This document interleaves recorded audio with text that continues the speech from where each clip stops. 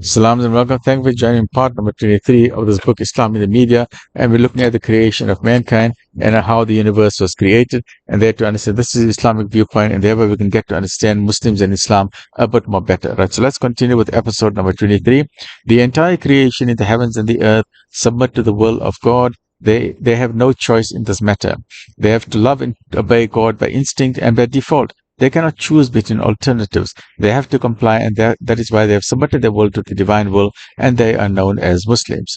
The earth has to revolve between night and day. That is the law. A lion can only eat meat, not fruit salad. That is the law. The cow only eats grass, not chicken. That is the law. If something is thrown up, it falls down. That is the law. Lungs are bellows for air exchange, while heart pumps blood. The heart and lungs cannot swap roles. That is the law. But if anyone breaks that law, then you have chaos. Whereas if everyone obeys the law, then you have harmony in the universe. Let's give an example.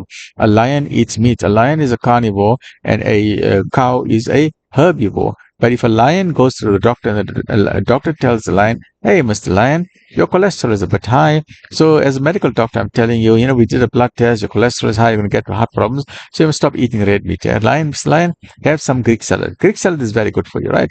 Keep away from butter, keep away from all of those things. So the lion goes home and tells his wife, the lioness, that, the doctor said I must stop eating red meat. I need to start eating Greek salad. So the lion starts eating Greek salad. What happens after the lion becomes sick and the lion dies? Why? Because the lion has gone against its very own nature. By obeying the command of Allah, it was a Muslim. By eating meat, it was a Muslim. But when it stopped eating meat, it was no longer a Muslim. It went against its very nature. While the lion was a Muslim and it was eating meat, it was in harmony with with its own creation.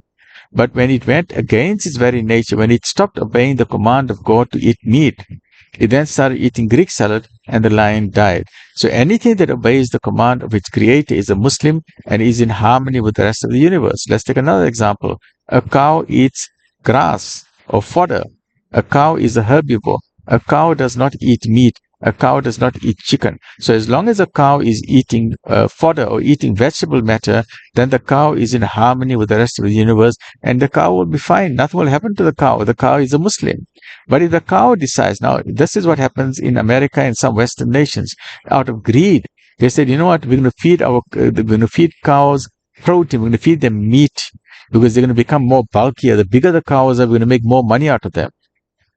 So they famously put grinded bone and meat, they grind it into the food of the cows. And yes, the cows became bigger, they became more powerful, and these greedy people started getting more money. But what happened?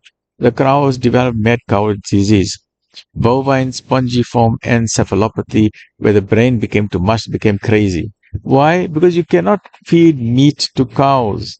The greed of human beings, they were forcing these cows to eat a herbivore animal. You cannot give it meat. So when the herbivore animal was eating meat, it was no longer a Muslim. It went against its nature and it became crazy. You see what the difference? So as long as you follow the commands of the Creator, as long as you follow the laws of the Creator, the entire universe is in harmony. So at the moment, the entire universe is harmony. The entire universe is a Muslim. The only exception who is not a Muslim are human beings. Human beings have got a choice. The believers are Muslims, so they are in harmony with the rest of the universe, and the disbelievers are not Muslims, and that's why they are not in harmony with the rest of the universe. And when you are in harmony with the rest of the universe, you have peace. That is why Islam is peace. A Muslim is at peace. A Muslim is a person who has submitted his will to the divine will, and that is why he is at peace with the rest of the universe. And Islam is the way that shows you how to get that peace. And the greeting of a Muslim is just called Salam, which is peace, right? Everything is SLM. Islam, which SLM, is the way to peace. A Muslim SLM is the one who has found peace within his life, and SLM Salam is the greeting of peace. In contrast, mankind has been given the gift of choice and free will. That means that out of all the wonderful creations of God, they obey his every command. Mankind is the only creature who can either. Mankind can obey the command of God voluntarily by choice and thereby is a Muslim, or mankind can disobey the command of God voluntarily by choice and is not a Muslim. By the choices we voluntarily make, we sow the seeds for our success or the seeds for our failure in fulfilling our mission and purpose in life. Thus, mankind has been given a very high status by God So when God created mankind in the best of molds out of clay, which is a mixture of sand and water, he instructed the angels to bow down to his best of creation. Everyone bowed down except Iblis, which is Satan or Shaitan, and he was haughty, he was arrogant, and he was proud. And as what we mentioned is that Satan has got three main characteristics. He's got arrogance, he's got comparison, and he's got envy.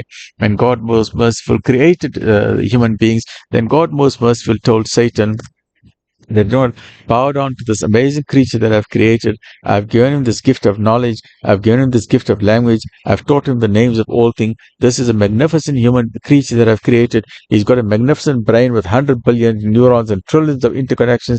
This is a creature who's got the gift of curiosity. He's going to seek knowledge. He's going to seek knowledge on the earth. He's going to be my vice chair or deputy on earth, and he's going to enjoin the good and forbid the evil. He is such an amazing creature that I've created. You, all of you angels, now bow down to this creature that I've created, and all the angels bowed down except one, who is Satan, who is Shaitan. He did not bow down. Why? Because he said, I've been created out of fire. This man has been created out of sand and water. Why must I bow down to him? I am better than him. Why must I bow down? Now, in that few words that Satan has said, there's three qualities of ACE comes out. We see arrogance, we see comparison, and we see jealousy. Firstly, the arrogance. Arrogance means your creator has commanded you to do something. When the creator says bow down, you bow down. He refused.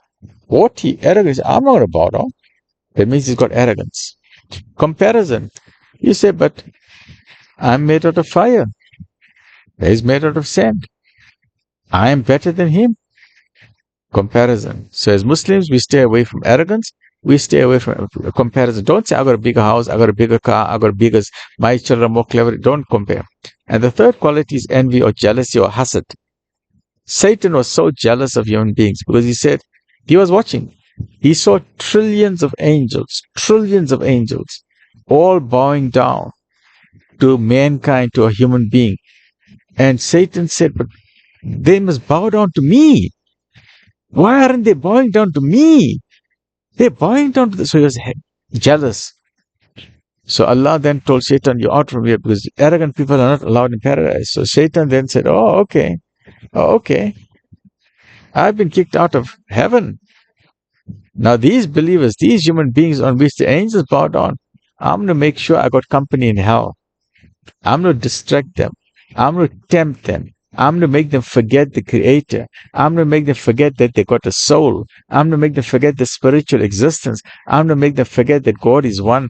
I'm going to show them the temptations of the world. I'm going to make them lust for money. I'm going to make them lust for power. I'm going to make them lust for greed. I'm going to show them gold. They're going to go gold crazy. I'm going to show them diamonds. They're going to go diamond crazy. I'm going to show them a celebrity lifestyle. They're going to get crazy. I'm going to show them entertainment and partying and drugs and gambling and womanizing. Wine, woman, and song. I'm going to get them so confused that they're going to forget the Creator until eventually they're going to say, no, God does not exist. And then I'll say, yes, now I've got company in hell. Now I've got friends with me in hell. So then Satan says, I'm going to fix you up because your angels bow down to you. I want company in hell because hell is a lonely place. So in this way, Satan is distracting mankind from the Creator Supreme, and so many people are choosing the way of denying the Creator or associating partners with Creator, because Creator is one. The minute you associate a partner with Him to say if God is a father or a mother or a son or a daughter, you're making a big mistake, then you're following Satan. So my appeal to human beings is get a very clear concept of the Creator Supreme. There is only one Creator. There aren't two, there aren't three. God does not have honorable members of parliament. He does not need senators. He does not need lawyers. He does not need bodyguards. He needs nobody. We need Him. If you deny Him, then you will spend the rest of eternity in absolute misery. Whereas if you embrace Him, if you have a clear understanding of who He is, you will spend the rest of eternity in absolute bliss and happiness. Stay well, look after yourself. Alhamdulillah Rabbil Alameen.